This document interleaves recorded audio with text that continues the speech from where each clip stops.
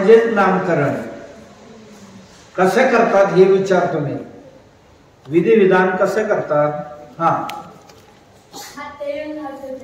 मग तेवढं त्याने सांगितलं की त्याच्यापेक्षा वेगळं असेल तर सांगा ना. हा,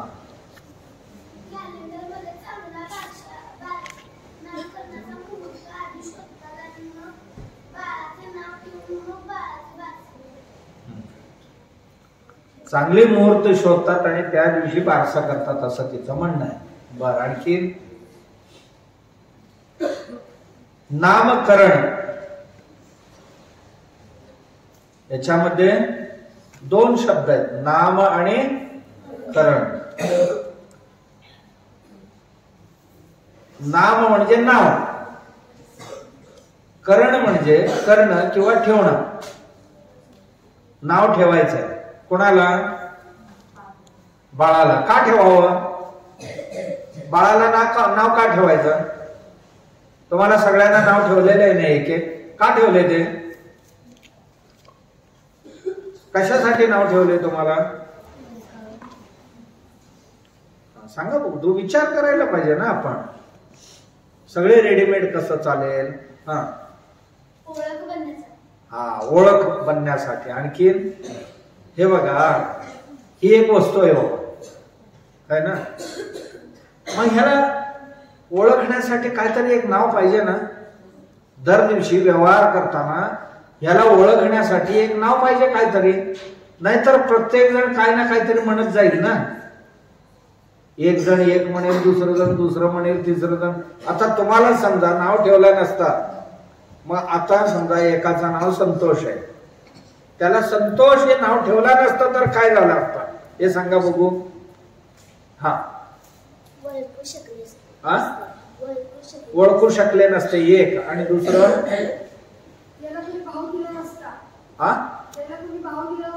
त्याला कोणी भावच देत नाही. का? त्याला नावच नाही ना. मग नावच नाही तर त्याला ओळखणार कसं? एक. दुसरा एक जण हे पोरा इकडे ये म्हणणार आहे, दुसरा म्हणणार हे मुला इकडे, तिसरा म्हणणार हे कारख्या इकडे.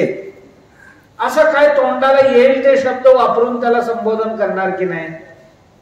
म्हणजे चांगलं वाईट जे काय शब्द असतील सगळ्या शब्दांचा वापर करणार त्याच्यावर. का? त्याला मूळचं नावच नाहीये. म्हणून एक नाव ठेवणं गरजेचे असते की त्या वस्तूला किंवा व्यक्तीला ओळखण्यासाठी कोणतं तरी एक नाव ठेवणं गरजेचं. बिन नावाचे काय आहेत का घरात? एक चौकट लावतात तर त्याला चौकट आणि दरवाजे म्हणतात. त्याला चौकटीला जोडणारी झडपं आहेत त्याला झडपं म्हणतात. झडपाला जोडणारी जे आहेत त्याला हिंजीस म्हणतात. ते नसते तर काय झालं असतं सांगा बघू? खिडकी म्हणतात, हो ना, फरशी म्हणतात, छत म्हणतात, खुंटी म्हणतात, सेल्फ म्हणतात. स्वयंपाकघरात गेला की एक एक सामान आहेत की नाही, सगळ्यांचे नाव आहेत की नाही. नाव नसेल तर त्या वस्तूंची व्यवहार कसा करणार आपण? याकरता या जगात पृथ्वीवर मनुष्यच असा नाहीये, पशु पक्षी प्राणी सगळ्यांना नाव लागतेच. मग याला उंदीर म्हणावं, याला मुंगी म्हणावं, याला गाढव म्हणावं, याला घोडं म्हणावं, त्यांची एक शरीराची रचना ते पाहून त्याला शोभेल असं एक नाव देणं. बरोबर? आता मुलगा आहे, मुलाला जर मुलाचं नाव नाही ठेवलं तर कोणतरी मुलीच्या नावाने हाक मारतील की नाही त्याला? हा, नावच नाही ना त्याला. कुठल्याही नावाने हाक मारतील. नाहीतर म्हणतील हे लंब्या इकडे ये, नाहीतर म्हणतील हे छोट्या इकडे ये, गिड्डा इकडे ये म्हणतील की नाही? नाहीतर म्हणतील हे जाड्या इकडे ये. अशा काही नावाने हाक मारतील की नाही? कोण आंधळ्या म्हणतील, कोण काण्या म्हणतील, कोण बहिऱ्या म्हणतील, मग कोणतरी रंगावर म्हणाल असं म्हणतील की नाही म्हणतील? यासाठी नाव ठेवणं गरजेचे. म्हणून नामकरण विधी आहे. कळलं? नामकरण विधी कशासाठी? काय तरी एक नाव ठेवलं तर आयुष्यभर, म्हणजे ते 12व्या दिवशी, कितव्या दिवशी ठेवावं असं नियम आहे? 5व्या दिवसापासून 12व्या दिवसापर्यंत. आणि 12व्या दिवशी जर मुहूर्त चांगलं नसेल तर 1 महिन्याच्या आत कोणत्याही दिवशी उत्तम मुहूर्त पाहून त्याला नाव ठेवावं. बाळाला, ती मुलगी असो किंवा मुलगा असो, नाव ठेवायचं. नाव ठेवण्यासाठी सुद्धा, नामकरण विधी करण्यासाठी सुद्धा काही रीतिरिवाज आहे. काय करायला पाहिजे त्या दिवशी? त्या दिवशी पुन्हा घर बीर सगळे साफ सुथरा स्वच्छ करायला पाहिजे. करून सगळ्या पै पाहुण्यांना आमंत्रित करायचंय. उद्या आमच्या बाळाचा नामकरण विधी आहे, सगळ्यांनी यायला. गल्लीतल्या महिलांना आमंत्रित करायचंय, पै पाहुण्यांना आमंत्रित करायचं, सगळ्यांना आमंत्रित करायचं. आणि गावातले आपले उद्योग बंधू जेवढे आहेत, ज्यांना बलुतेदार अलुतेदार असं म्हणतात, त्यांना सगळ्यांना सांगायचंय, हे बाबा आमच्या घरात बाळाचा नामकरण विधी आहे, सगळ्यांनी उद्या यायला पाहिजे. येताना कोणी मोकळ्या हाताने येत नाही, लक्षात ठेवा. काय करतो? जो सुतार आहे तो पाळणं बनवून आणतो. समजलं? सुतार काय करतो? पाळणं बनवून आणतो तो. आणि जो रशी बनवणारा आहे तो रशी बनवून आणतो. ज्याचा फुलांचा माळ फुलवलेले आहे ना माळी, तो येताना फुलं आणि माळ बनवून आणतो ते पाळणं सजवायला. बरोबर? आणि त्यानंतर जो कोष्टी आहे तो खाली अंथरायला स्वच्छ नवीन कापड घेऊन येतो. आणि जो शिंपी आहे ना, कपडे शिवणारा, तो त्या बाळाला एक नवीन वस्त्र शिवून आणतो. बरोबर? सोनार आहे ना, एक कुठलं ना कुठलं तरी एक छोटासा दागिना बनवून आणतो त्या बाळाला. दागिना बनवून आणतो. आणि त्यानंतर अन्य लोक जे आहेत ना इतर, ते सुद्धा मोकळ्या हाताने येत नाही. त्या बाळासाठी काय ना काहीतरी भेट वस्तू घेऊन. बाळाला काय कळणार नाही, पण उत्सव आहे, सोहळा आहे, नामकरण सोहळा आहे. त्या सोहळ्यासाठी वेगवेगळी वस्तू घेऊन येतात सगळेजण. मग सगळी येऊन पाळण्याच्या बोटीनं उभं राहणार. हे आलेत का सगळे बघा बाबांनो. आणि त्या दिवशी घरात सगळ्यांसाठी गोडधोड जेवणाची व्यवस्था असते. बरोबर? आणि त्यानंतर महिला पुढे येतात. त्यातले पुरुष मंडळी मागे राहतात आणि महिला सगळे पुढे येतात. बघून त्या बाळाची चेहरे पाहतात सगळे.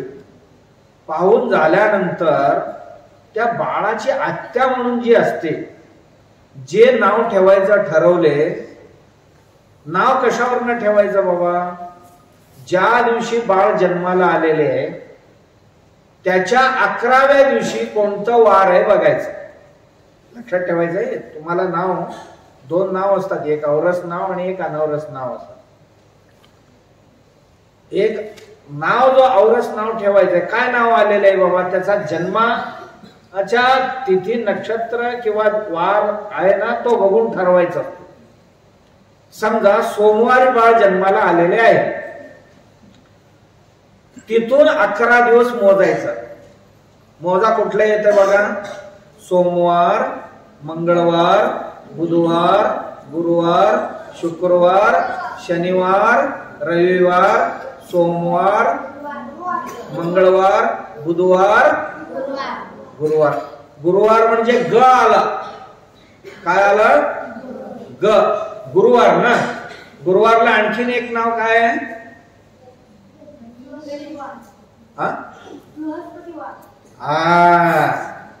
गुरुवारला आणखीन एक नाव आहे, त्याचं नाव बृहस्पतिवार. बृहस्पती म्हणजे देवांचं गुरु, देव लोकांचं गुरु बृहस्पती, म्हणून त्याला बृहस्पतिवार असंही नाव आहे. तर गुरुवार आहे ना, ग मध्ये नाव ठेवायचंय. त्याला ठेवतात काय ठेवायचं? ग मध्ये. ग मध्ये ग, गा, गी, गी, गु, गु, गे, गै, गो, गौ, गम, गहा. म्हणजे ग म्हणजे गणेश पण ठेवू शकता, है ना? काय काय ठेवता येतील ग मध्ये सांगा बघू. हा,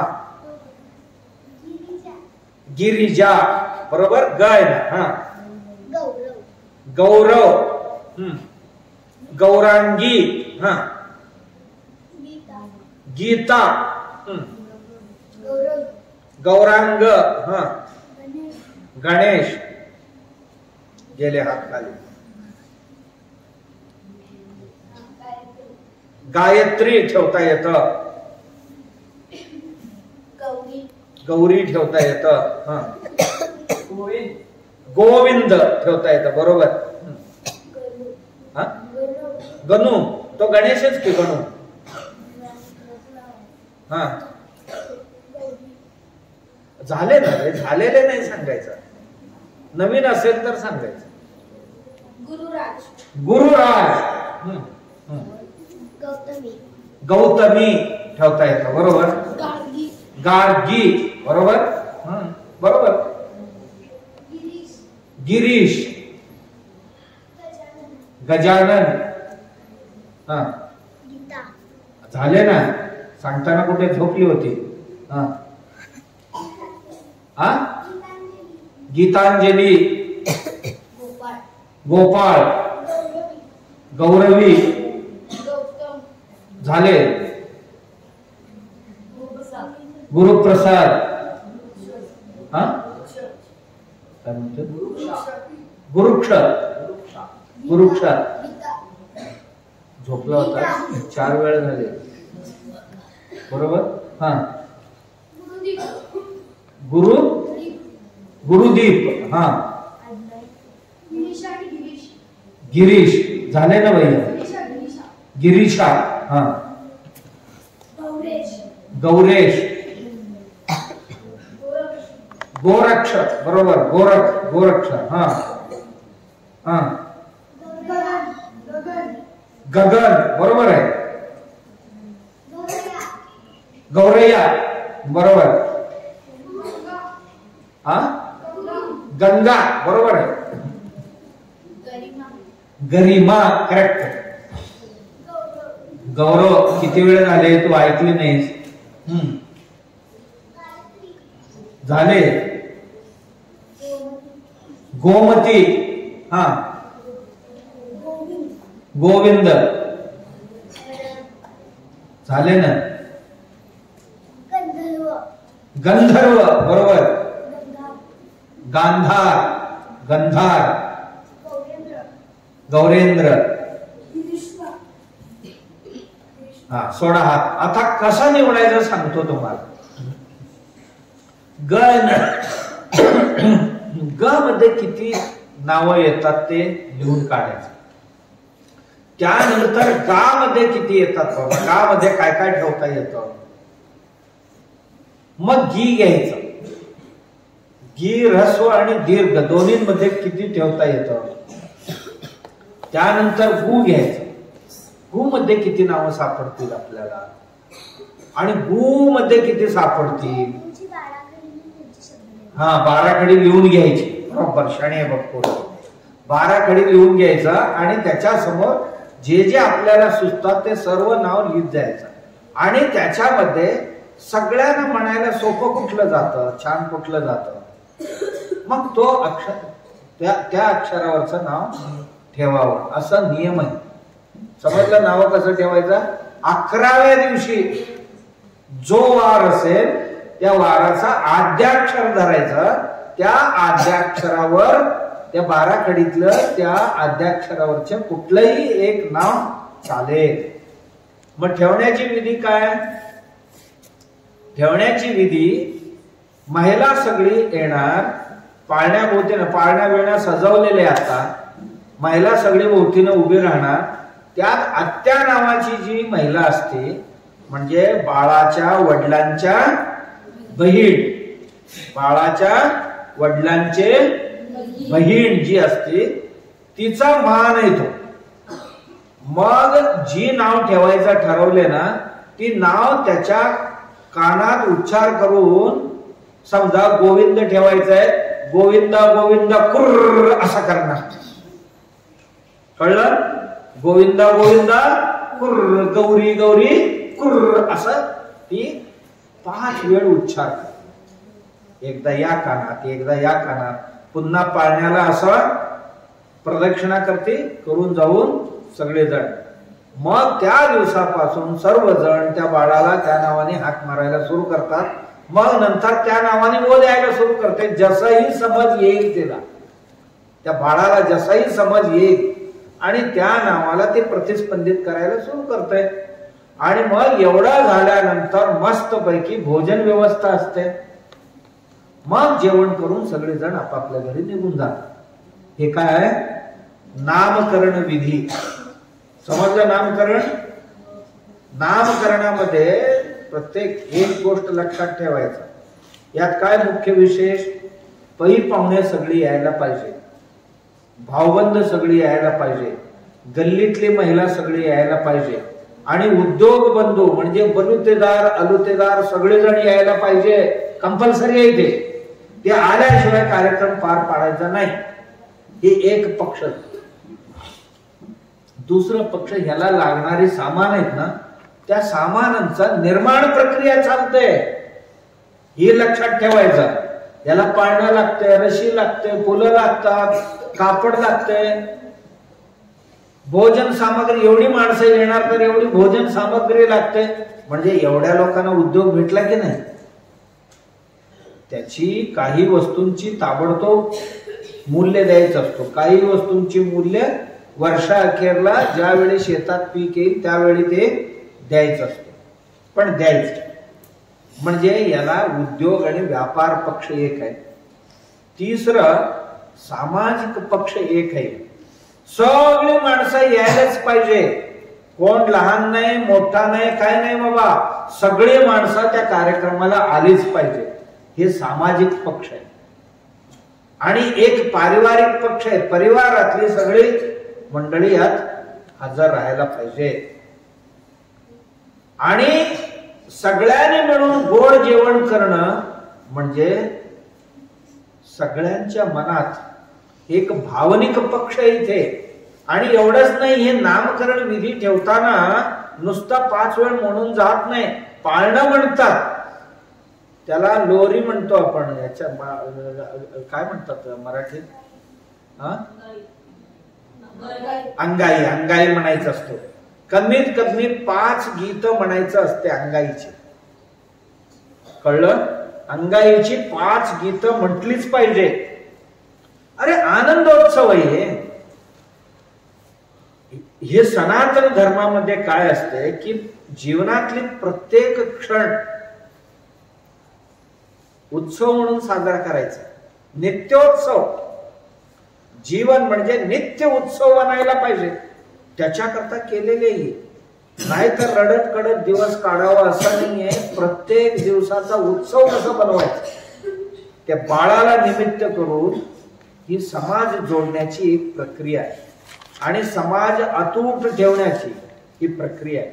समाजात समरसता निर्माण करण्याची प्रक्रिया आहे. आणि माणसं जवळ आले तर एकमेकांची सुखदुःख विचारता येतं. एकमेकांना मदत. जवळच नाही आली तर एकमेकांची विचारपूस होईल कसं? म्हणून वारंवार वारंवार माणसं जवळ आले पाहिजे. याची व्यवस्था आहे आमच्या संस्कारांमध्ये. याच्यामुळे पारिवारिक व्यवस्था, सामाजिक व्यवस्था, धार्मिक व्यवस्था आणि त्याबरोबर कोणत्या सीझन मध्ये असेल तर त्याचा जेवण काय करावं हे सुद्धा ठरलेले. तुम्ही म्हणणार हे सर्व कुठे सांगितले? वेदांमध्ये शुल्ब सूत्र आणि गृह्य सूत्र नावाची 2 प्रकारची सूत्र येतात. कुठे? वेदांमध्ये. ते गृह्य सूत्र नावाचा जो भाग आहे त्याच्यामध्ये हे सर्व विधिविधान येतात.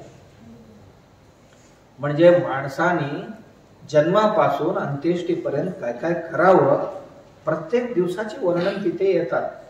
आई वडिलांच्या प्रती कसं वागायला पाहिजे, पती पत्नी परस्पर कसे वागायला पाहिजे, मुलांप्रती आपण कसे राहायला पाहिजे, सकाळी उठल्यापासून रात्री झोपेपर्यंत काय करावं काय नाही करावं, हे सर्व ही गृह्य सूत्रामध्ये सांगितले गेलेले आहे. कुठे? गृह्य सूत्र. म्हणा सगळ्यांनी गृह्य सूत्र.